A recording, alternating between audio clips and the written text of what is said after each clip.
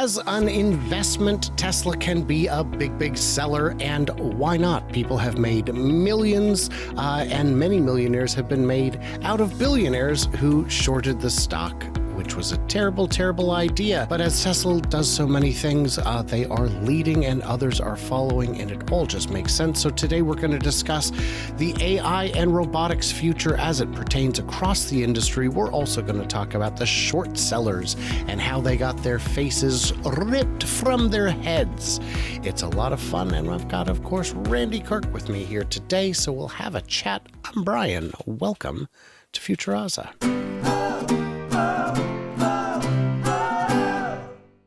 Oh, Randy, I don't know if you know anything about robots or any of that.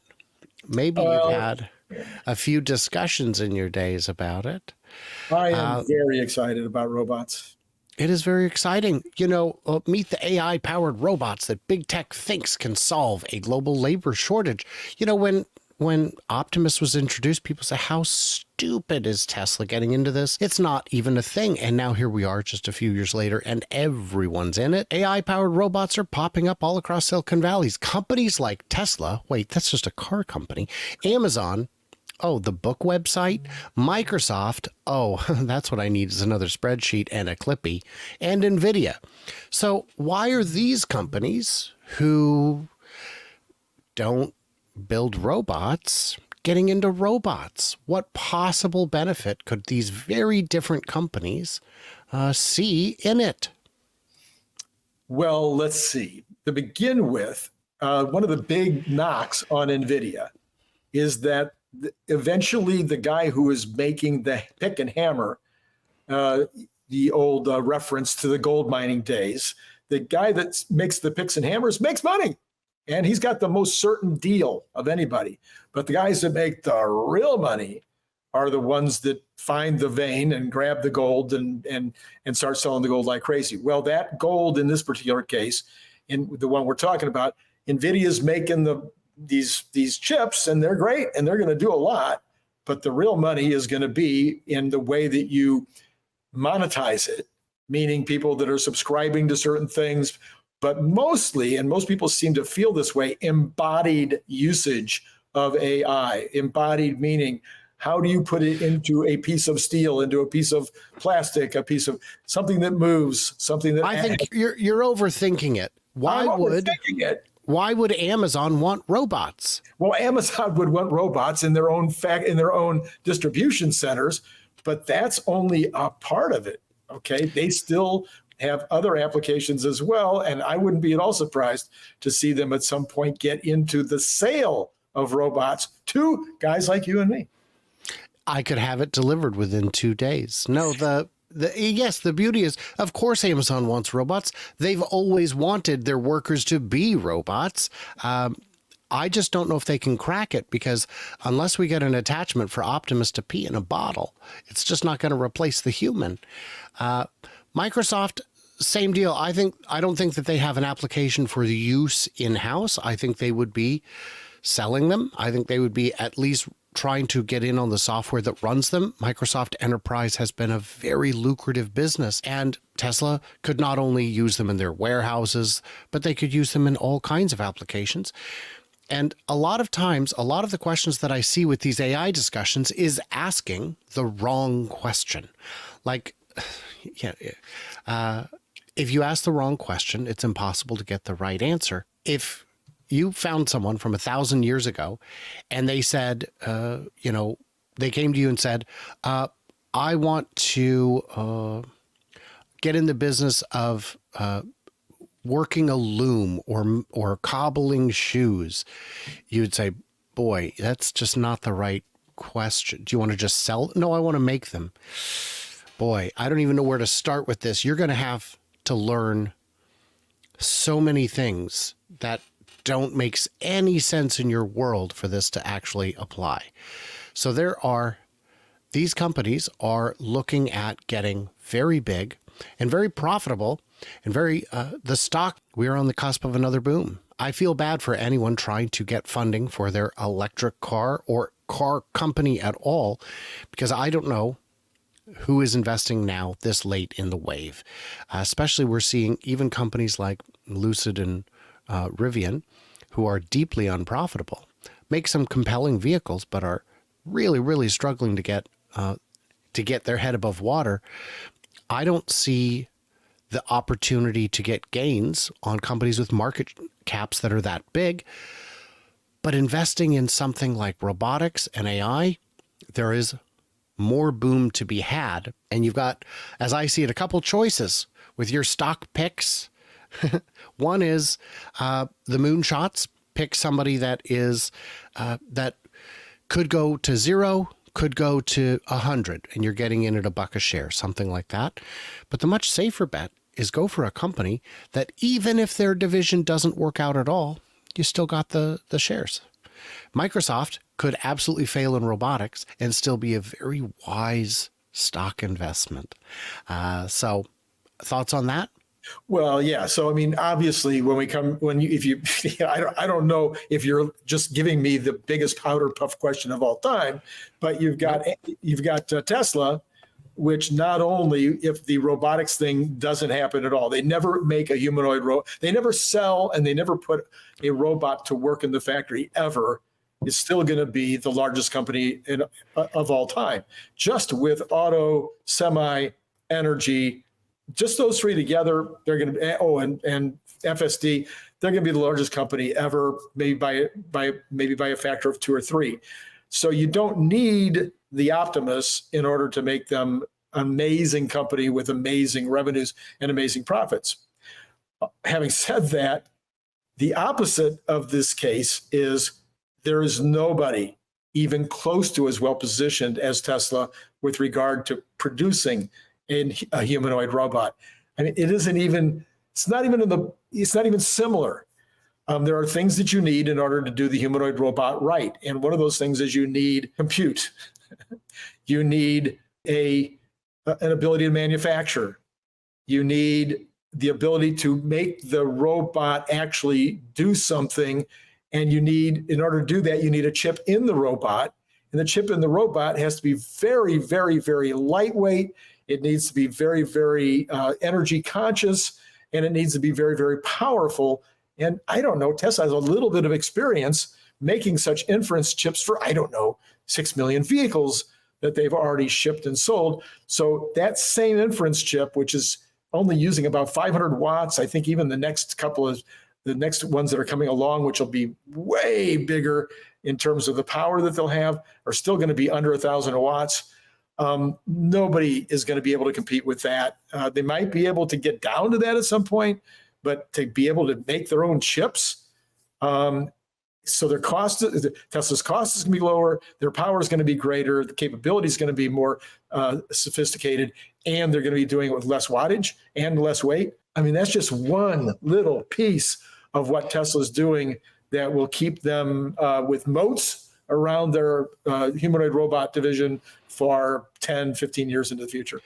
So to clarify on the chips, they don't make them, they design them, which is still valuable. It still gives you advantages because you know the difference between having a tailored suit and buying something off the shelf. And that's literally the difference.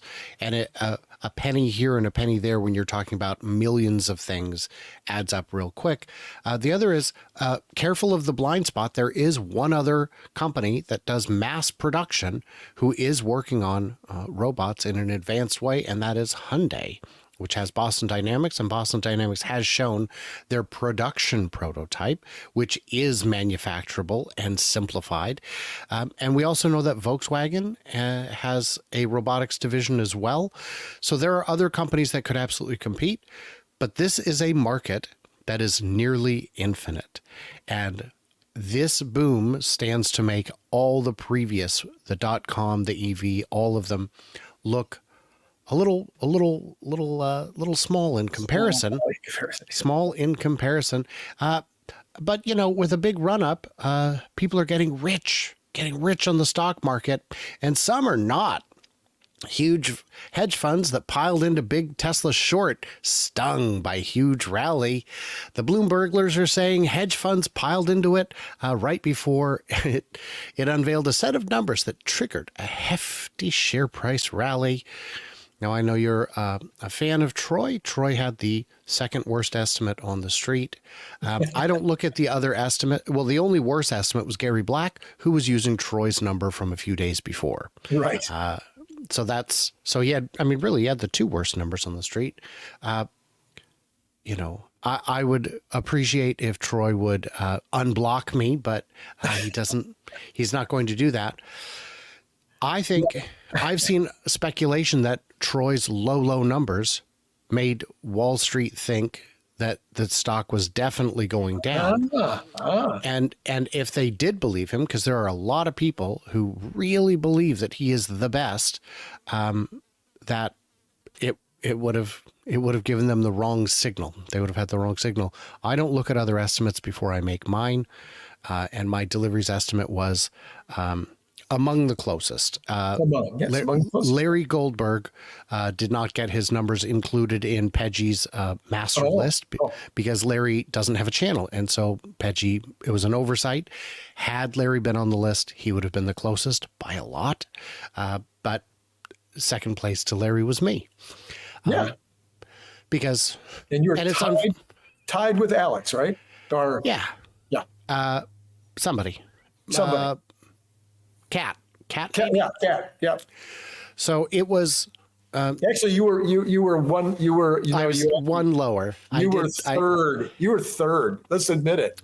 By one car. Yeah, but the idea is, this is predicting these numbers is 1% of what I do, and I still do it pretty well. No, so are you kidding? Especially on production, you've won that. You've won that ribbon many times. Yeah. I think production's. Your number for you, that's easier, I think, than the shipping. I think shipping is very hard because it doesn't take much to end up with a few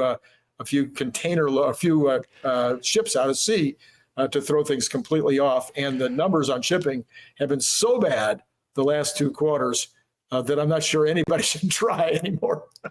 Well, on deliveries, I will only provide a number when I have a reasonable degree of confidence. And so that is, but when I am confident, I will provide one. So about 18% of the 500 plus hedge funds tracked had an overall short position at the end of June, the highest percentage in more than a year. Now, Bradford helpfully pointed out that this is still a fairly small, an amount that's small enough. Short squeezes do not happen in stocks where 5% of shares are shorted. No one has presented evidence of options positioning demanding a gamma squeeze, but what we have seen publicly is bulls and short sellers below 200 and short sell below 200 and bulls buy back above 200. So what he's saying is there are real people who are, and by the way, DRK, what a gem. This user is a moderator on many channels, live streams, including my own, and just an all-around great contributor. I bought below 200 and held all my shares. I don't see a reason to jump in and out. I am not a trader. So what Bradford is saying, and he's a pretty sharp guy. He's been on your show, I believe. Yeah. Well, let's see. Every Thursday night. Yeah. Yeah. So I think that counts. He's been on my show. He's been on a lot of shows. He's a pretty sharp guy. What he's saying is this uncertainty mattered. The short sales mattered, but it's not, no one's getting short squeezed when it's such a small percentage of the market. And I've had people ask me, what does Bradford do? And I'd be happy to tell you there are whole videos that I've made with him where he explains it. You can look at those, and or you can ask him. Because I am not a financial planner. I do not offer financial advice. I just I read tea leaves, and I also read alphabet soup. It says, ooh. No, I can't read palms, but I think I might be thinking of SpaghettiOs, but it's spelling out a message. So there's a lot of fun to be had. Guys, I'm going to going to Nuevo Leon. I'm going to Monterey. If you're in the area and have any advice at all, share it. I beg of you. In the comments, what are you thinking about these future possibilities? I've been asked to make a video trying to determine which is more valuable, robo-taxi or robo-semi. And I think that's got some fascinating math behind it that I'm struggling to make coherent. So that's something I'm working on. It'll be a lot of fun. What did we miss? What do we misunderstand? Leave it. Leave it in the comments below. Everybody else, like and subscribe. You know what you're doing. And of course, we've got to mention that this is my full-time job, and your support is tremendously helpful. And I thank you all for doing just that. Do me another favor. Head on over to Randy Kirk's channel. See what he's up to. If you want to know more about Bradford Ferguson, you can hear his words out of his own mouth every week. Which I think is going to help you understand what's going on with the market generally. Yes. So that's what we try to do. That's what we try to do. Like, subscribe, do the usual. Stay tuned, stay juicy, and I cannot wait to hear from you clever robots, perhaps in Mexico.